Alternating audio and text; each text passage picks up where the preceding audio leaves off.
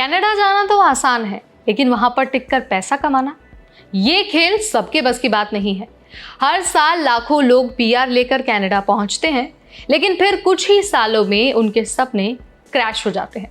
कोई कहता है कि नौकरी नहीं मिली, कोई कहता है कि पेमेंट कम है, तो कोई हिम्मत हारकर वापस लौट आता है। लेकिन सवाल ये है कि क्या वाकई इमिग्रेंट्स कनाडा में अच्छा कमा रहे हैं या फिर सिर्फ दिखावे की जिंदगी जी रहे हैं? कनाडा सरकार के नए डेटा ने आज सारी सच्चाई सामने रख दी है।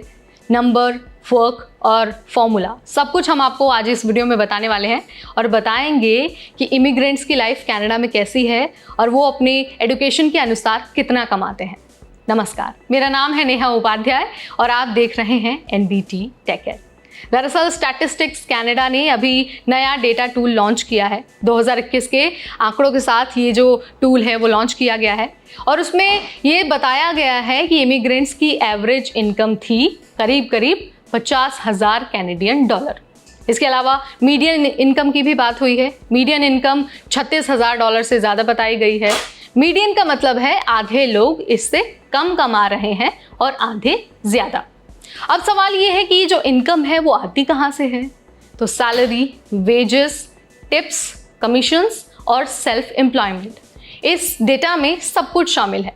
और ये जो डेटा है वो 15 साल या फिर उससे ऊपर की उम्र के लोगों पर बेस्ड है। लेकिन इनकम हर इमिग्रेंट के लिए एक जैसी नहीं होती है। अब ज़रा हम आपको इमिग्रेशन स्टेटस के हिसाब से जो एवरेज इनकम है उसके बारे में बता देते हैं। तो सबसे पहले बात होगी नॉन परमानेंट रेजिडेंट्स की, यानी कि जो वर्कर्स हैं या फिर जो स्टडी परमिट पे आए हैं या फिर जो रिफ्यूजीज हैं। तो देखिए, इनकी जो इनकम बताई गई है ना डेटा के अनुसार, वो 32,000 कैनेडियन डॉलर बताई गई है। पिछले 10 साल में आए इमिग्रेंट्स 42,000 कैनेडियन डॉलर।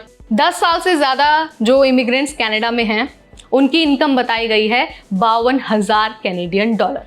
वहीं अगर हम नेटिव कैनेडियंस की बात करते हैं तो उनकी इनकम बताई गई है 51,000 कैनेडियन डॉलर। इसका मतलब क्या है? मतलब ये है कि जो लोग कनाडा में 10 साल या फिर उससे ज़्यादा से रह रहे हैं वो अब नेटिव कैनेडियन लोगों से भी ज़्यादा कमा रहे हैं। लेकिन नए इमिग्रेंट्स के लिए हालात इतने आसान नहीं हैं। अब ज़रा बात कर लेते हैं एजुकेशन की, जो इस पूरे की पूरी इनकम और स्टेटस में ना सबसे बड़ा गेम चेंजर है। अगर हम उस व्यक्ति की बात करते हैं जिसके पास कोई डिग्री नहीं है, तो वो डेटा के अनुसार 27,000 कैनेडियन डॉलर कमा रहा है। 12th पास की अगर हम बात करते हैं तो ये जो इनकम है वो करीब 33,000 कैनेडियन डॉलर है। पोस्ट सेकेंडरी सर्टिफिकेट होल्डर्स जो हैं वो करीब 57,000 कैनेडियन डॉलर कमा रहे हैं। इसके अलावा अगर हम बैचलर्स या फिर उससे ऊपर वाले लोगों की बात करते हैं, यानी कि जिन्होंने कॉलेज की पढ़ाई की है प्रॉपर तरीके से, उनकी कमाई 65,000 कैनेडियन डॉलर बताई गई है। यानी कि उनकी जो कमाई है ना वो 2 गुना तक बढ़ जाती है। तो यहाँ पर गौर करने वाली बात यह है कि अगर आपको कनाडा आना है तो स्किल और डिग्री के साथ आना है, नहीं तो आपके लिए स्ट्रगल बहुत ज़्यादा होने वाला है। इसके अलावा स्टैटिस्टिक्स कनाडा ने ना कुछ और ऐसे फैक्टर्स बताए हैं जो लॉन्ग टर्म इनकम को स्ट्रांगली इन्फ्लुएंस करते हैं। सबसे पहला और सबसे बड़ा फैक्टर है प्री लैंडिंग कैनेडियन एक्सपीरियंस, यानी कि कनाडा आने से पहले अगर आपने यहाँ पर काम किया है जैसे स्टडी या फिर पार्ट टाइम या फिर वर्क वीज़ा से, तो आपकी नौकरी लगने के जो चांसेस है ना और जो आपकी कमाई है, दोनों के चांसेस बहुत ज़्यादा होते हैं। इसके अलावा एज एट लैंडिंग, यानी कि जो लोग कम उम्र में कनाडा आ जाते हैं उनका फ्यूचर ज़्यादा ब्राइट होता है। इसके अलावा डेटा ये भी बताता है कि जो लोग कम उम्र में कनाडा आए हैं वो 10 से 11 साल बाद भी ओल्डर इमिग्रेंट से 44% ज़्यादा कमा रहे हैं। इसके अलावा अगर आपकी लैंग्वेज प्रोफिशिएंसी है, यानी कि इंग्लिश या फिर फ्रेंच में अगर आप बहुत फ्लुएंट हैं, तो आपके लिए जो करियर और जो कमाई है ना, दोनों के चांसेस बढ़ जाते हैं। लेकिन अगर आपकी लैंग्वेज अच्छी नहीं है तो नौकरी और सैलरी दोनों की ग्रोथ वहीं रुक जाती है। यानी कि जो आपकी लैंग्वेज है, जो आपका कम्युनिकेशन है, वो आपकी इनकम पावर है। अब देखिए, कनाडा कोई जादू की ज़मीन तो है नहीं। पीआर या फिर वर्क परमिट मिलना सिर्फ पहला स्टेप है। असली खेल उसके बाद शुरू होता है।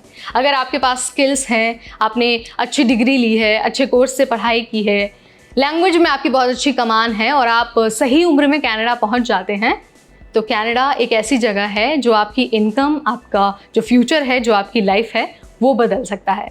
अदरवाइज आपको कई सालों तक स्ट्रगल करना पड़ सकता है। और डेटा क्या कहता है ये मैंने आपको बता दिया है।